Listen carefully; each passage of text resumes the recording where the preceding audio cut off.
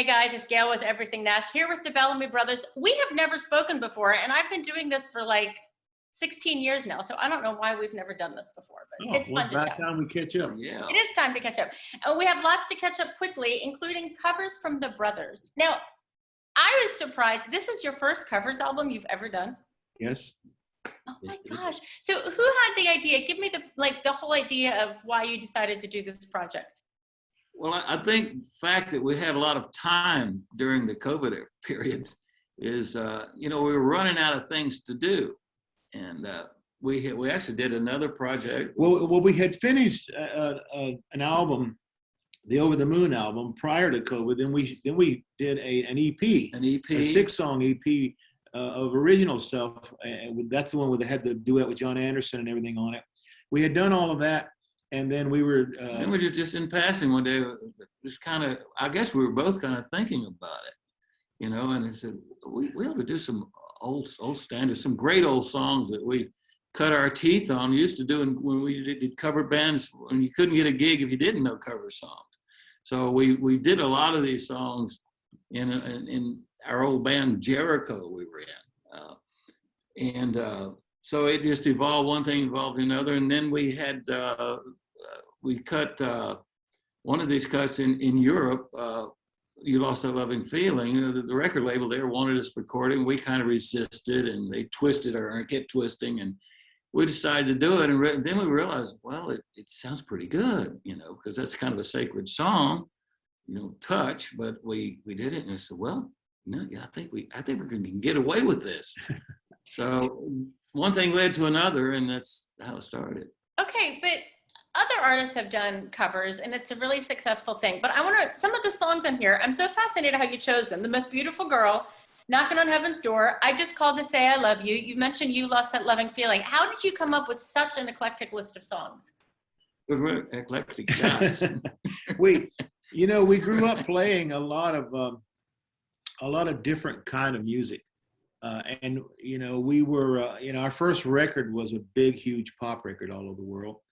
And which is what gave us kind of a strange country act, because we were very country, raised very country, and still live on our old farm and still raise cows, and so we define country. But we grew up on a lot of different kinds of music, and the most of what we always loved was just good songs. It didn't matter if it was a gospel song or if it was a pop song or what it was. And so we played a lot of these songs in our early band stuff, because that's the way we get the most work, is by doing the covers and the hits of the day. And a lot of these songs are like world hits that we knew when Let Your Love Flow was out. We would travel the world and you'd hear a song like I Just Called to Say I Love You, or Most Beautiful Girl in the World, or something like that. So we included those because we knew we could get our sound on. That was one of the most important things, to get the harmony like we wanted it, and kind of the acoustic bass conga feel like on Most Beautiful Girl in the World and stuff like that. Okay, let's talk about your other albums. And I had to look this up because this almost blows my mind. 50 albums in 40 years, is that even possible? Are you guys human? It is possible. That's why we look this way.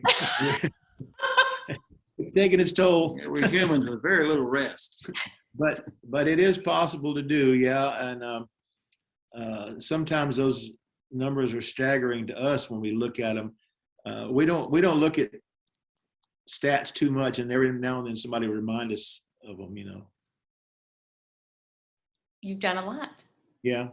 Yeah, it's usually when somebody. I think how you do a lot is you don't think about what you've done. You always think about what you're going to do. And, somebody will remind you of what you have done later on anyway, and sometimes you'll have a moment or something and do a flashback and you'll say, wow, how did I do that? Well, how do we do that? We've also toured in 72 countries.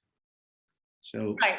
Which I was going to bring up. What's unique about you guys is you've been consistent on the road, aside from the pandemic, not only here, but you're really global. I know you're big in Europe, you're big all over the world. That's got to be exhausting. Some days it is. We flew to we flew just a couple of years ago. We did a thing in South Africa, and then went on down to Sri Lanka, and I think we threw India in there. yeah, we threw India in there as well on the way. We have toured India, and We adopted my daughter from India, so I'm a big fan of India. I've been to India twice. Beautiful. Where was she from? She was born in Solapur, Oh, okay. I don't know that one, but Pune, that area. we loved India. We had a good time there. We had when we check in the hotel, the bellboys would sing our songs to us. It was fun. yeah, it was quite the experience. So this might be an odd question considering we've talked about everything you've done, but is there anything left that you want to do? I can't think of anything that is left on a bucket list, but what would you like to do yet? Well, there's always something, that you want to do. You have, I mean, most at this point in time, we have so many shows, live shows we're still doing. And most of that, you got to show up and sing "Let Your Love Flow" and "Redneck Girl" because you'll get lynched if you don't. So that's pretty much you got to do that stuff. But there's always things you want to do. We wrote our book and released it a couple of years ago, and we've been doing our reality show for a few seasons now, and that's been coming along well. Of course, like everything else, COVID put a wrinkle in everything. And in fact, when COVID came along, it's the first time since 1976 that we missed a year going to Europe, because we've actually been in. Or usually 2 or 3 times. Usually 2 or 3 times we're going to Europe in a year, and at least once. And this is the first time since 1976 we weren't able to go, but we're planning on going back in January. Oh my gosh. Okay, really quick before I let you go, Honky Tonk Ranch, what can we expect? What a fun show. What can we expect? Just a lot more goofiness. It's just, stuff we're having fun. We're filming some today. Rural nonsense. Yeah. It's like the same as prairie gibberish. Yeah. Rural nonsense. I'm putting that in the story. Rural nonsense. Yeah. You know what prairie gibberish is? No. It's from Blazing Saddles. Yeah. Okay. We refer everything back to Blazing Saddles. Not a bad North Star. Right. So more from Honky Tonk Ranch. Anything else you want to talk about that's coming up this year? Well, we're talking about Europe. We're going to go back and do 18 shows in Norway and Sweden in January. And then we have another tour in June that's going to be most of the month of June. We're going to be in 4 or 5 countries around, everything from Liechtenstein to Austria, Switzerland, Germany. You reach a point where you've toured these places so many times, it can wear you down, especially when you don't recover from jet lag as quickly as you used to and all that.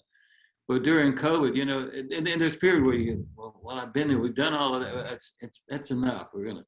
But during COVID, it was like, I'd sit down and see some old European documentary or something, and I start saying, wow, I really miss that. I mean, I've been there. I've been there too, and you start missing it, and you didn't realize you ever would miss it again. So yeah, you accumulate so many fond memories, memories and friends. There's still people that you keep up from all those places, especially now with social media. People will hit you up, and say, hey, how you doing?